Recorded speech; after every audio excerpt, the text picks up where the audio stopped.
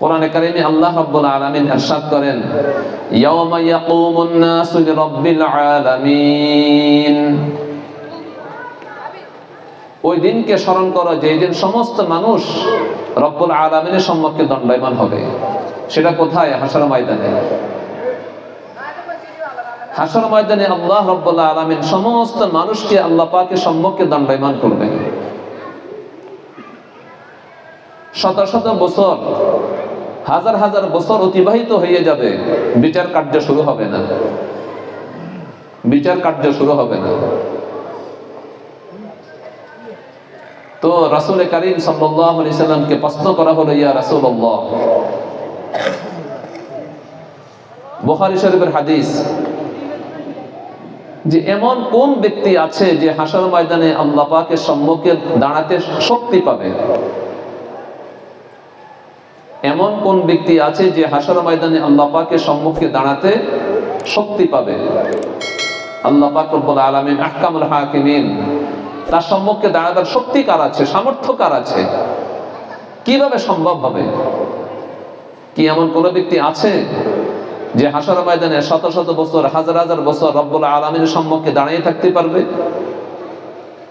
তো রাসূল কারীম সাল্লাল্লাহু আলাইহি সাল্লাম জবাবে বললেন, হাসর ময়দানের শত শত বছর, হাজার হাজার বছর ঈমানদার ব্যক্তির জন্য মনে হবে কেমন?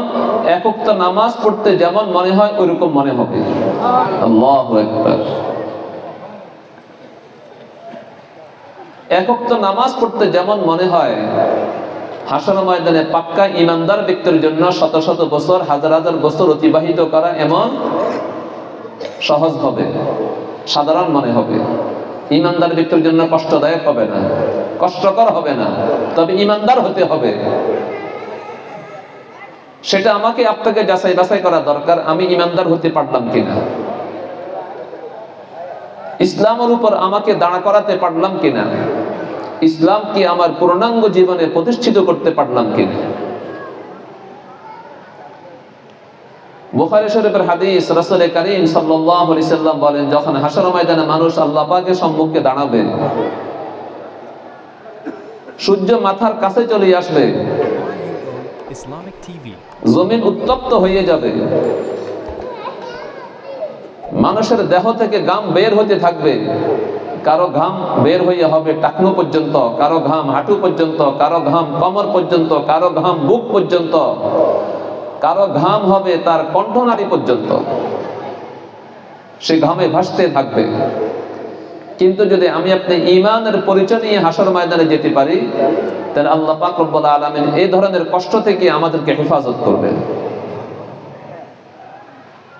এই ধরনের কষ্ট আমাদের আপনাদের হবে না ইনশাআল্লাহ।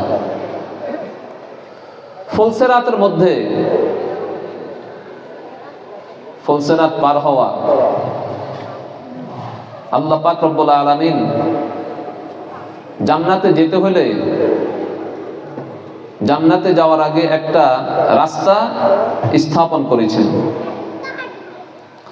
এই রাস্তাকে হাদিস শরীফের পরিভাষায় বলে সিরাত, আর আমরা বলি ফুলসিরাত। সহজে বোঝার জন্য বলি ফুলসিরাত, আর হাদিসে বলা হয় সিরাত। যেমন কোরআনে কারিমে আছে, ইহদিনাস সিরাতাল মুস্তাকিম, হে আল্লাহ আমাকে সঠিক পথে পরিচালিত করো। জান্নাতে যেতে হলে এভাবে যাওয়া যাবে না। জান্নাতে যেতে হলে ফুলসিরাত অতিক্রম করে জান্নাতে যেতে হবে। ফুলসিরাত অতিক্রম করা ছাড়া জান্নাতে যাওয়া যাবে না। ফুলসিরাতের ওই পারে আল্লাহ পাক রব্বুল আলামিন জান্নাত রেখেছেন, আর আল্লাহ ফুলসিরাতকে স্থাপন করেছেন জাহান্নামের উপর। জাহান্নামের উপর ফুলসিরাত। যারা প্রকৃত ঈমানদার ব্যক্তি, তারা ফুলসিরাত পার হতে কোনো কষ্ট হবে না। ফুলসিরাত কেমন? রাসূল কারীম সাল্লাল্লাহু আলাইহি সাল্লামের হাদিসে বর্ণিত আছে, আদাক্কু মিনাশ শা'রি ওয়া আহাদ্দু মিনাস সাইফ। আদাক্কু মিনাশ শা'রি ওয়া আহাদ্দু মিনাস সাইফ। ধারালো তরবারি থেকে বেশি ধারালো হবে ফুলসিরাত, আর মাথার চুল থেকে আরো বেশি চিকন হবে। আল্লাহু আকবার কাবীরা ওয়ালহামদুলিল্লাহি কাসীরা। ও আমার মুরব্বীরা, আমার মা বোনেরা, আমার ভাইয়েরা, দুনিয়াতে 1 হাত 2 হাত পাশ ব্রিজ করা হয়, সে ব্রিজ পার হইতে শরীরে কম্পন সৃষ্টি হয়ে যায়। জাহান্নামের উপর ফুলসিরাত স্থাপন করা হবে, সে ফুলসিরাত সম্পর্কে বলা হয়েছে আহাদ্দু মিনাস সাইফ ওয়া আদাক্কু মিনাস শা'রি, তরবারি থেকে বেশি ধারালো হবে, মাথার চুল থেকে বেশি চিকন হবে। সেই ফুলসিরাত পার হওয়া কিভাবে সম্ভব হবে? যদি আমি আপনি ঈমানের পরিচয় নিয়ে দুনিয়া থেকে যেতে পারি, আল্লাহ পাক রব্বুল আলামিন এত কঠিন ফুলসিরাত পার হওয়াকে একবারে পানির মতো সহজ করে দিবেন।